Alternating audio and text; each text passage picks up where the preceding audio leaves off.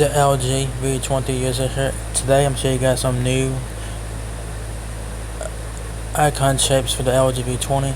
So last week I got an update on my LG V20.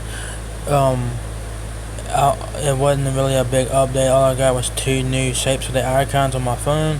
So you guys can now customize your V20 even more with different icon shapes and stuff like that. So that is pretty cool.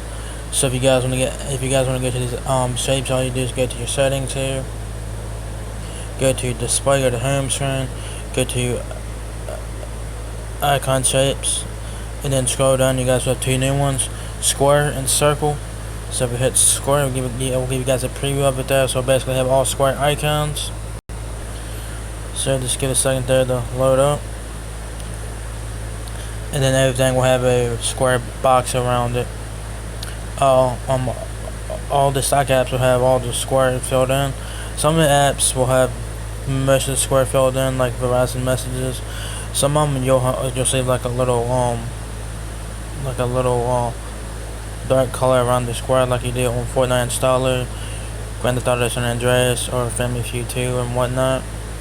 So that's what it looks like, and you know, all the square icons and stuff. And you guys obviously have this and stuff. So those are the square icons.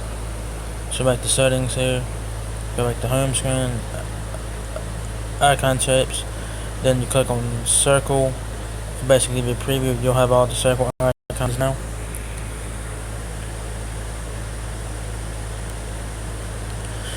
And now it's gonna have all circle shapes here, so I'll have all rounded shapes. So like I said, like in the square shapes, the circles will be folded in on the stock apps with all the color on the stock apps. But some of the apps will not have all the circle folded, like Verizon messages, Fortnite Installer, Grand Theft Auto San Andreas, Family Feud 2, and stuff like that. So all the stock apps will have all the circle filled in.